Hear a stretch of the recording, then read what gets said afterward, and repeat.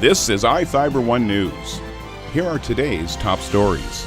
Nearly 6 years after a fire destroyed an Ephrata home, a man has reportedly admitted to starting the fire. Maybe we Washingtonians are just better at driving in deer country. In conjunction with Fire Protection Week, October 7th through 13th, Grant County Fire District 3 and Adams County Fire District 5 are holding open houses. The Odessa Tigers and Elmira Cooley Heartline, or ACH Warriors, dueled last night in Cooley City for the supremacy of the conference. From the iFIBER 1 newsroom, this is iFIBER 1 News. And it starts now. Nearly 6 years after a fire destroyed an Ephrata home, a man has reportedly admitted to starting the fire. 24-year-old James Wyman was arrested Thursday morning for arson in the first degree and burglary in the first degree in connection to the December 10, 2012 blaze. Ephrata police were called just before 11 a.m. by Wyman's mother, who reportedly told officers her son admitted to her on October 1st he had started the fire at a neighbor's home in the 1600 block of C Street Southwest. Wyman was brought into the police department for questioning and later booked into Grant County Jail. As part of the investigation, Ephrata police contacted the Ephrata Fire Department, which confirmed details provided by Wyman, including the point of origin of the fire. Ephrata Fire Chief Jeremy Burns said crews back in December of 2012 focused their investigation on an attached garage and patio-covered breezeway on the north side of the home as the likely point of origin. 3 residents of the home were inside and able to escape when the fire started at about 3:15 p.m. Firefighters from Ephrata and Grant County Fire Districts 7 and 13 responded to the blaze. Burns said fire department investigators could never determine a cause of the fire due to the extent of the damage. The home was determined to be a complete loss and was eventually torn down. This is Joe Utter for iFIBER 1 News. This segment is brought to you by Change doesn't have to be complicated. With a low-profile microwave hood combination that's ready to install right out of the box. It fits in the same space as your under-cabinet hood, so you can get your microwave off the countertop and make space for the routines worth keeping. The low-profile microwave hood combination from the #1 selling appliance brand in the USA. Whirlpool Appliances, now available at more furniture in Ephrata. Maybe we Washingtonians are just better at driving in deer country.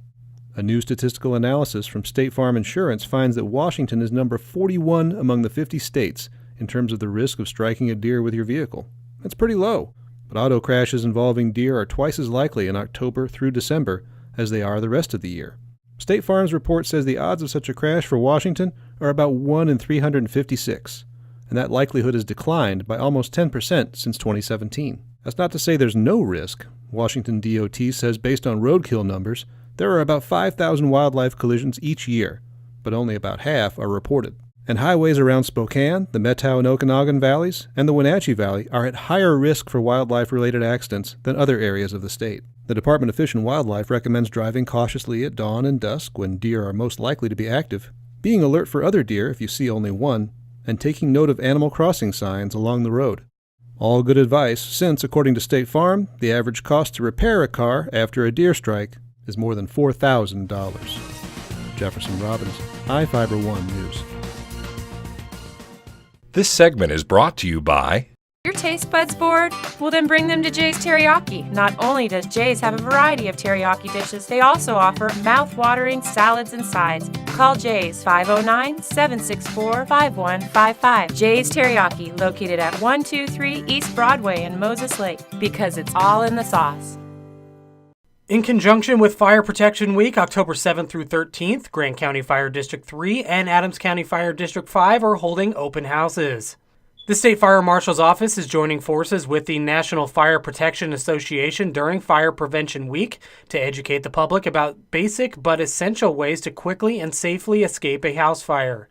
Deputy State Fire Marshal Kevin Hoff says while the number of house fires has declined, there's been an increase in injuries and deaths in recent decades. Hoff says today's homes and buildings can burn faster than ever, and families can have as little as 1 to 2 minutes to escape safely from their home. Fire prevention safety tips from the State Fire Marshal's Office include looking for places fires can start, including identifying electrical and fire hazards in your home, Listening for the sound of a smoke alarm and making sure smoke alarms are installed in all sleeping areas and on every level of a home.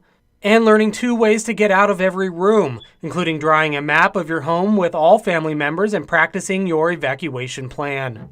Grant County Fire District 3 is hosting an open house from 3 p.m. to 6:30 p.m. on October 9th at the fire station on Central Avenue South, and a second open house October 11th from 3 p.m. to 6:30 p.m. at 101 Richmond Avenue in George. Adams County Fire District 5 is holding an open house on October 18th from 5 p.m. to 8 p.m. at the station located at 220 South Broadway Avenue in Othello. This is Joe Utter for iFIBER 1 News.